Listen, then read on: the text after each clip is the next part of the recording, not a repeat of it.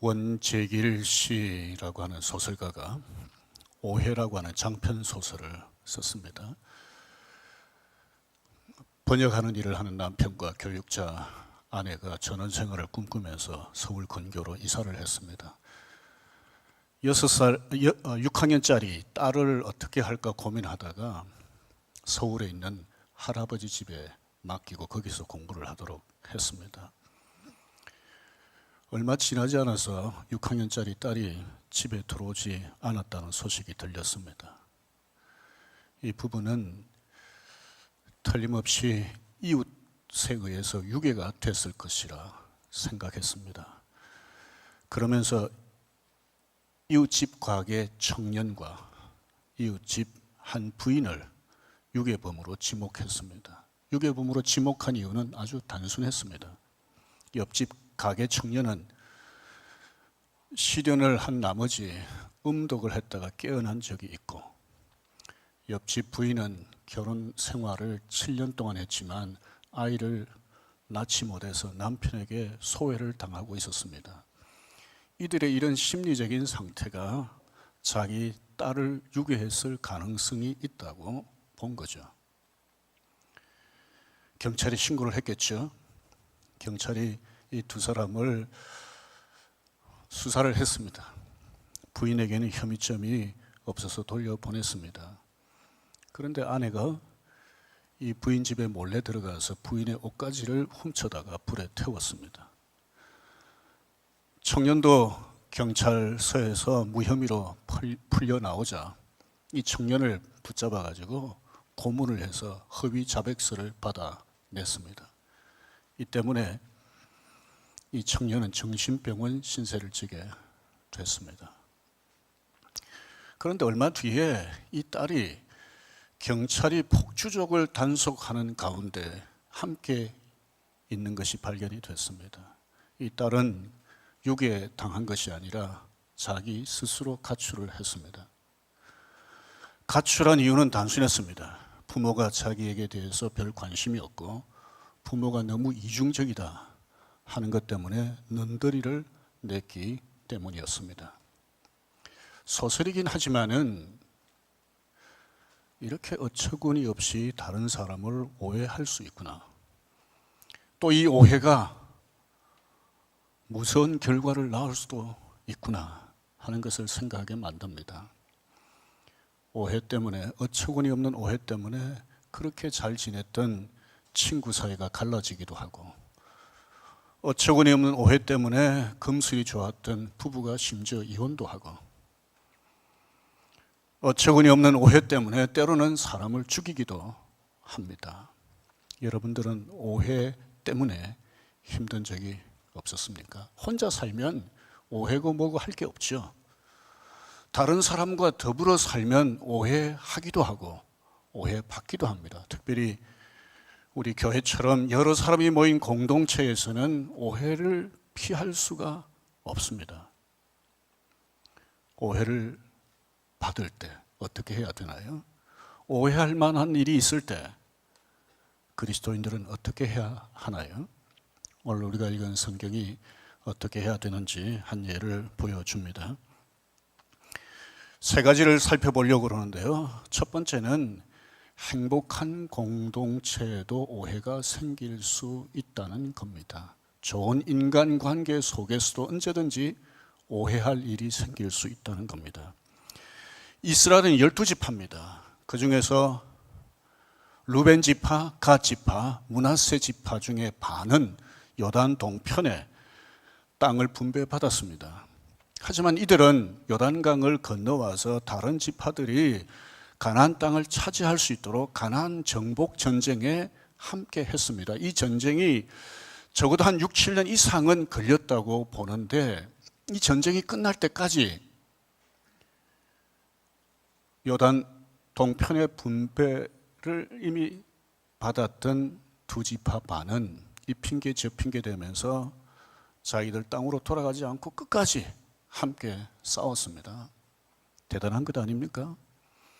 이렇게 전쟁을 끝내고 땅을 분배하고 난 뒤에 동편에 살던 동편의 땅을 분배받은 지파들이 요단강을 건너서 동편으로 돌아가려고 할 때 여호수아가 가나안 정복 전쟁에서 얻은 전리품 중에 많은 양을 이들에게 주고 이들을 축복했습니다.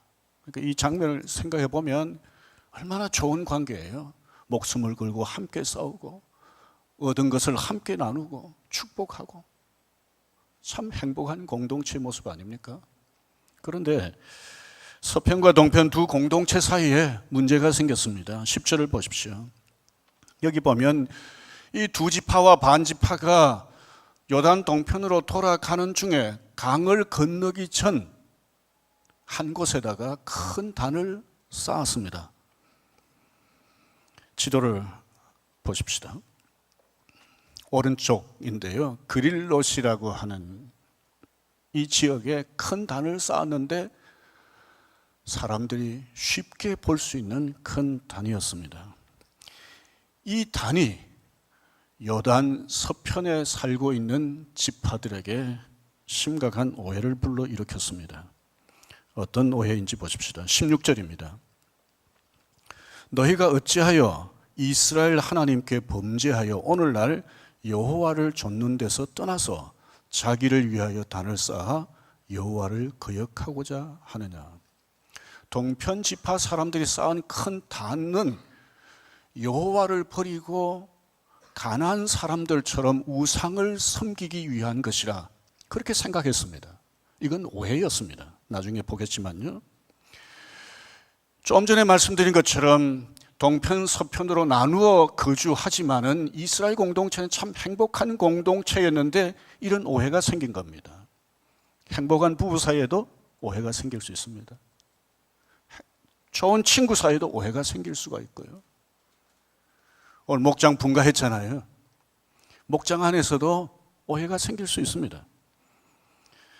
더불어 살아가는 크고 작은 공동체에는 언제든지 오해가 생길 수 있는데 우리가 오해가 생길 때 너무 이상한 일이 일어났다 생각하지 말아야 합니다. 제가 처음 전도사로 어느 교회에 가서 청소년부를 섬기기 시작했습니다. 제가 초보 전도사니까 청소년부 교사 중에 한 분이 저에게 하루는 만나자 그러더니 청소년부 교사 중에 이분은 이렇고 저분은 저렇고 이렇게 얘기를 하는데 뭐 좋은 얘기만 하진 않았어요. 어떤 교사에 대해서는 부정적인 얘기도 하더라고요. 그리고 거기서 그치질 않고 교회 중요한 직분자들에 대해서도 이분은 이렇고 저분은 저렇고 이런 얘기를 했어요. 저는 그분이 저를 뭐 초보 전도사로 생각하고 위해서 그런 말을 했다고 생각을 합니다. 그런데 시간이 지나면서 제가 그분 얘기를 안 들었으면 훨씬 좋았을 뻔했다는 생각이 들었습니다. 왜냐하면 어떤 사람에 대해서 부정적인 얘기를 들으면 그 사람에 대해서 부정적인 선입견을 가지게 돼요. 그러면 이제 그 사람의 말이나 행동에 대해서도 오해를 쉽게 할 수 있잖아요. 곧이곧대로 보고 듣고 이렇게 하질 않고. 그리고 또 다른 하나는 그 교사가 저를 위해서 뭐 이렇게 저렇게 얘기를 어떤 사람들에 대해서 얘기했는데 시간이 지나면서 보니까 그 사람이 말한 게 다는 아니더라고요. 다 옳지는 않더라고요. 이 교사처럼 다른 사람에 대해 오해하게 만드는 사람들이 공동체 안에 또 사람들 사이에 있을 수 있습니다. 여러분, 사탄이 아담 하와를 유혹할 때 어떻게 시작했는지 아십니까? 하나님께서 아담 하와에게 선악을 알게 하는 나무의 열매를 먹지 말라, 먹으면 정령 죽으리라 하셨습니다. 그런데 사탄이 아담 하와에게 뭐라고 얘기했습니까? 하나님이 왜 이 선악과를 못 먹게 하는 줄 아냐? 이거 먹으면 너희들 눈도 밝아져서 하나님처럼 될까 싶어서 하나님이 못 먹게 하신다.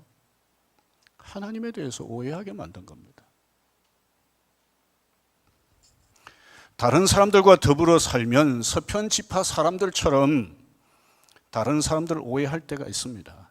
전혀 오해하지 않고 살기란 쉽지 않습니다. 하지만 초보 전도사 시절 저에게 말한 교사처럼 다른 사람을 오해하게 만들지는 말아야 합니다. 아담, 하와로 하여금 하나님을 오해하게 만들어 범죄하게 했던 사탄의 종노릇하는 것하고 비슷하지 않습니까? 두 번째, 오해할 만한 일이 있을 때, 생길 때 먼저 사실을 확인하는 게 필요합니다. 12절을 보십시오. 이스라엘 자손이 이를 듣자 곧 이스라엘 자손의 온 회중이 실로에 모여서 뭘 하려고 그랬습니까? 그들과 싸우려 했습니다. 얼마 전까지 목숨 걸고 함께 가나안 전쟁에 동참했던 사람인데 그들을 공격해서 그들을 어떻게 해보려고 한 겁니다. 이유가 뭐 때문입니까? 오해 때문이었습니다. 큰 단을 쌓은 것이 우상 숭배를 위한 것이라 오해했기 때문입니다. 큰 단을 쌓은 것이 하나님을 떠나서 우상 숭배를 한 것으로 오해를 했는데 꼭 이렇게 전쟁을 일으키려고 해야만 했던가? 18절 말씀을 보십시오. 왜 전쟁까지 불사하려고 했는지를 보게 됩니다. 너희가 오늘 여호와를 배역하면 내일은 그가 뭐라고 표현했습니까? 이스라엘 온 회중에게 진노하시리라. 그러니까 동편 지파 사람들이 여호와를 거역하고 우상 숭배하면 하나님이 동편 지파 사람들만 벌하시는 게 아니라는 겁니다. 그들에게만 진노하는 게 아니라는 거예요. 온 이스라엘에게 하나님이 진노하신다는 겁니다. 왜 그렇습니까? 동편 서편 나누어 살지만 어느 지역에 살든 이스라엘은 한 공동체입니다. 한 하나님의 백성입니다. 실제로 그런 일이 있었기 때문인데 그 예를 듭니다. 17절에 보면 부올의 죄악에 대해서 언급을 했죠. 부올의 죄악이 무엇입니까? 광야에서 이스라엘 백성이 모압 여인들과 함께 제사하는 가운데 음행을 했습니다. 하나님께서 이들에게 진노하셔서 음행한 남자들을 다 죽이셨어요. 그런데 음행한 남자들만 죽인 게 아니에요. 다른 사람들을 연병으로 24,000명 죽게 하셨는데 중간에서 하나님에 대한 거룩한 열심을 품고 누가 어떻게 하지 않았으면 아마 더 죽었을 겁니다. 20절에 언급한 아간의 죄를 여러분들 기억하시죠? 아간이 여리고성 함락될 때 하나님이 손대지 말라고 그랬는데 몇 가지를 손대서 감추었습니다. 이 죄 때문에 아간이 죽었습니다. 아간만 죽었습니까? 가족도 죽었습니다. 가족만 죽었습니까? 이스라엘 백성이 아이성 칠 때에 전투에서 패배하고 36명이나 죽었습니다. 서편 지파들이 동편 지파를 공격하려고 했던 이유는 뭐 손해를 봤기 때문이 아닙니다. 뭐 자존심이 좀 상했기 때문이 아닙니다. 하나님을 두려워했기 때문입니다. 하나님을 위한 거룩한 열심 때문에 전쟁까지 생각했던 거죠. 서편 지파들이 동편 지파들을 공격하려고 실로에 함께 모였습니다. 지도를 다시 보십시다. 왼쪽인데요. 이 실로는 굉장히 중요한 장소입니다. 이스라엘 백성이 하나님께서 말씀하신 성막을 만들었잖아요. 광야에서는 계속 옮겨 다니다가 가나안 땅에 들어와서는 바로 이 실로에다가 성막을 세웠습니다. 예배의 장소입니다. 이스라엘 백성이 가나안 땅을 정복하고 난 뒤에 지파별로 땅을 나누기 위해서 제비를 뽑을 때 어디서 했는가 하면 바로 실로에서 했습니다. 뭔 말인가 하면 하나님 앞에서 한다는 거예요. 그러니까 실로에 모였다는 말은 이스라엘 백성이 하나님 앞에 모였다는 거예요. 왜요? 전쟁하려고. 동편 지파 사람들 어떻게 해보려고. 만약 이때 여호수아가 저 동편 지파 사람들 저 단 세우고 하나님 거역하고 우상 섬기면 저 사람들만 망하는 게 아니라 우리도 망한다. 그러니까 저 단도 없애버리고 저 동편 사람들 그대로 두면 안 된다. 이렇게 하고 전쟁하러 나가자고 그랬으면 아마 이스라엘 백성들이 거룩한 전쟁으로 여기고 하나님의 영광을 위한 전쟁으로 여기고 아마 같이 나가지 않았겠어요. 그런데 우리가 읽어보면 여호수아가 이렇게 말하지 않았습니다. 누가 말했는지는 모르지만 싸우기 전에 먼저 저 동편 사람들이 왜 저 단을 쌓았는지 한번 알아보자. 하나님이 간섭하셨다고 저는 생각합니다. 그래서 비느하스와 10지파에서 한 명씩 뽑은 사람들 대표단이 요단강을 건너 길르앗에 가서 서편, 동편 사람들을 만나서 물었습니다. 왜 이 제단을 쌓았느냐 하면서 물었는데, 이 질문에 대해서 동편 사람들이 서편 지파 사람들에게 대답한 것이 23절입니다. 23절 한번 보십시오. 우리가 제단을 쌓은 것이 돌이켜 여호와를 따르지 아니하려 함이구나. 여호와를 거역하려고 쌓은 게 아니다. 만약 그러면 하나님께서 우리에게 친히 벌을 내려도 좋다는 거죠. 그 다음에 25절입니다. 여호와를 떠나기 위해서 쌓은 것이 아니라면, 우상을 섬기기 위해서 쌓은 것이 아니라면 뭐 때문에 쌓았는가? 25절, 너희의 자손이 우리 자손에게 여호와 경외하기를 그치게 할까 하여. 동편 지파 후손들은 이런 염려를 했던 것 같아요. 이렇게 요단강을 중심으로 해서 나누어지면 이 서편에는 훨씬 더 많은 지파 사람들이 모여 살고 자기들은 적은 지파인데, 어떻게 보면 세월 지나는 가운데 동편 사람들은 서편 지파 사람들에 의해서 마치 이스라엘 백성이 아닌 것처럼 여겨질 수도 있겠다. 그렇게 되면 우리 후손들이 여호와를 경외하지 못할 수도 있겠다. 그러니까 이 단을 쌓은 것은 우리가 요단강을 중심해서 동편에 살든 서편에 살든 우리는 한 동족이다. 한 하나님의 백성이다. 우리 후손도 한 하나님의 백성이다. 그래서 서편 지파 후손들이 여호와를 잘 섬겨야 되듯이 우리도, 우리의 후손도 여호와를 잘 섬기기를 바란다. 그런 소원을 가지고, 그런 소망을 담아서 이 단을 쌓았다고 그렇게 말을 한 겁니다. 그러니까 서편 지파 사람들이 단만 보고는 오해를 한 거죠. 여호와를 버리고 우상을 섬기려고 저렇게 한 게 아닌가.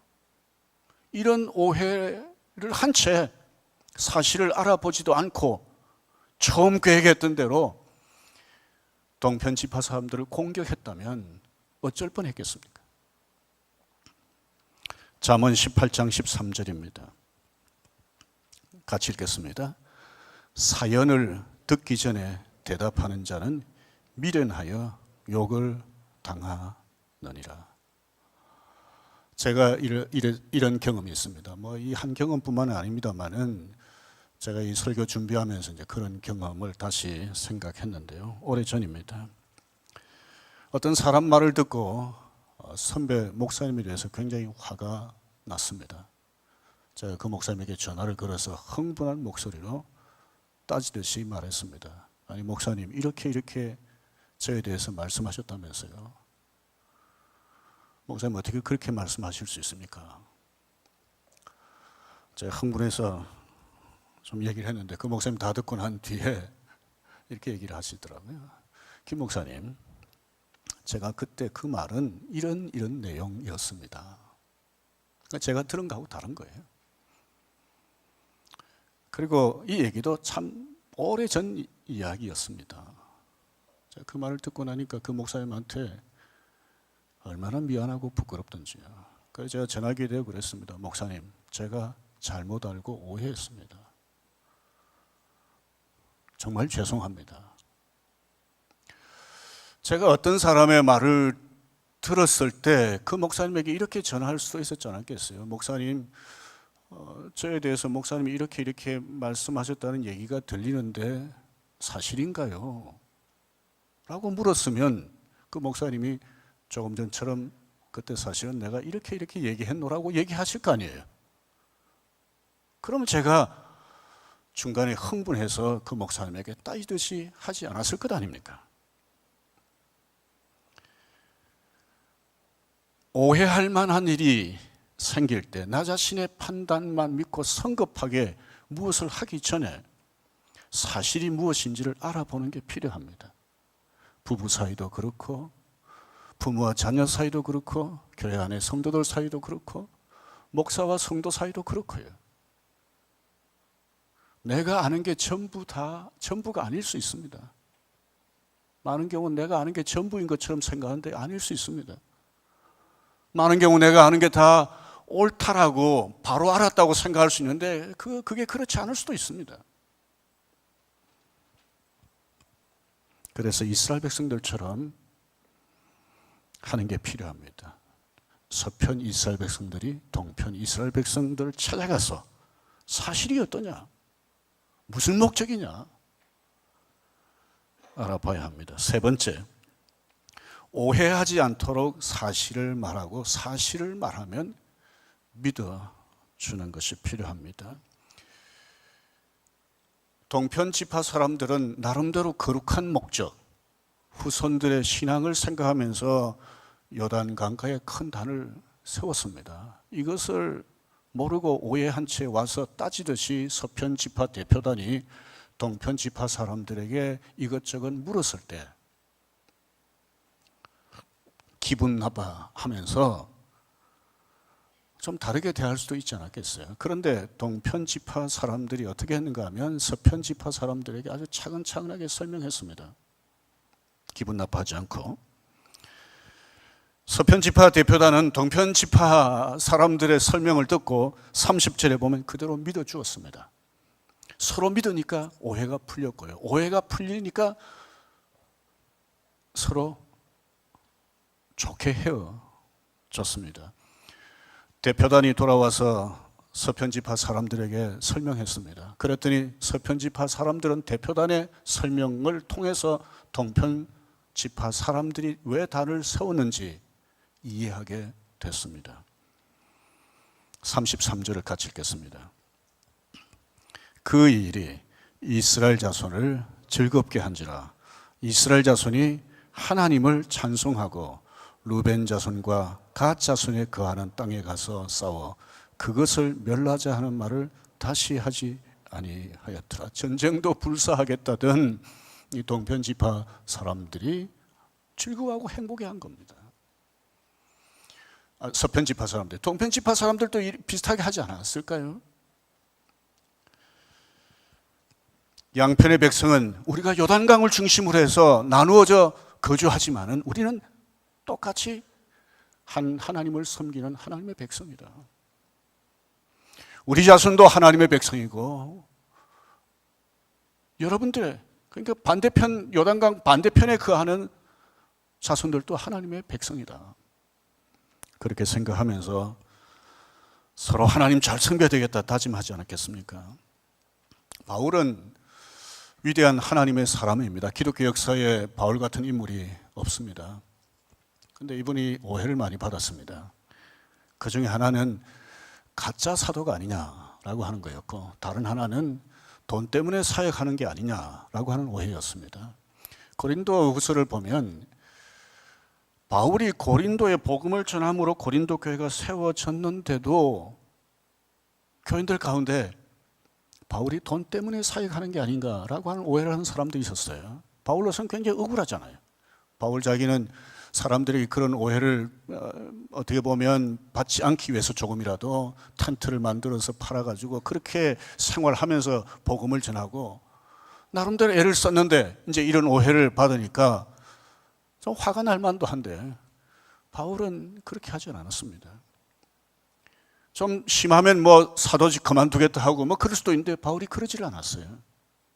어떻게 했는가 보면 오해하지 않도록 자신에 대해서 변명했습니다. 말하자면 설명을 한 거예요.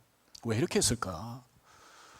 바울이 자신을 오해하는 사람들에 대해서 계속 반복해서 설명하지는 않고 적어도 한 번쯤 하는데, 이런 바울의 의도를 보면 어떤 사람이 나에 대해서 오해를 할 때 한 번쯤은 있는 그대로 사실을 설명하는 게 필요하다 해서 설명한 것으로 보입니다. 우리 목사들 교회 섬기면서 어떤 면에서는 오해받을 각오를 해야 합니다. 성도들로부터.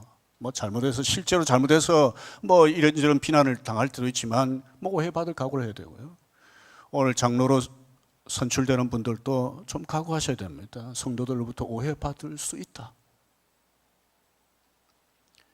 성도들도 마찬가지입니다. 오해받을 수 있다. 각오하셔야 됩니다. 그런데 오해받을 때 바울처럼 한 번쯤은 오해하는 사람들에게 사실을 말해야 합니다. 제가 미국 유학을 위해 처음 비자 인터뷰를 할 때였습니다. 비자를 거절당했습니다. 당시 저처럼 미국에 유학 갔다가 돌아오지, 저처럼이 아니고 당시 미국 유학 갔다가 돌아오지 않는 목사들이 적질 않았습니다. 그러니까 이 영사가 저도 돌아오겠다 하고서는 갔다가 안 돌아올 걸로 생각한 것 같아요. 저로서는 그분이 저를 오해한 겁니다. 그래서 제가 영사한테 그랬습니다. 서류를 한번 보시라고. 뭐 이렇게 했고 이렇게 했으니까 그런 염려 안 하셔도 된다고. 근데 그때 영사가 저에게 뭐라고 얘기를 하는 거니까 믿을 수 없습니다. 못 믿겠다고 그러더라고요. 뭐가 부족하다 그러면 보완을 하면 되잖아요. 그런데 믿을 수 없다 그러면 그 다음에 할 수 있는 게 별로 없습니다. 사람이 한번 안 믿기 시작하면 뭘 해도 잘 안 믿는 그런 게 있잖아요. 오해받을 때 동편 이스라엘 지파처럼 바울처럼 오해하지 않도록 한 번쯤은 진지하게 설명을 하고, 오해했을 때는 누가 오해라고 설명하면 서편 지파 대표처럼 믿어주는 게 필요합니다. 그러면 오해가 풀립니다. 아무리 오해라고 해도 상대방이 믿어주지 않으면 더 이상 할 게 없습니다. 이럴 때는 어떻게 해야 될까? 바울의 경우를 보면 그냥 하나님 앞에 맡기는 겁니다. 저와 여러분들도 사실을 설명했는데 더 이상 안 믿어준다? 뭐 다 방법이 없잖아요. 그러면 하나님 앞에 맡기고 기도하는 수밖에 없습니다. 그러면 그 뒤에 하나님께서 알아서 하시지 않겠습니까? 오늘 세 가지를 말씀을 드렸습니다. 살아가는 동안에 오해를 피할 수가 없다. 심지어 신앙 공동체인 교회 안에서조차도 우리는 오해하기도 하고 오해받기도 하면서 살아간다는 겁니다. 이게 이상한 일이 아니라는 겁니다. 두 번째는 뭐였죠?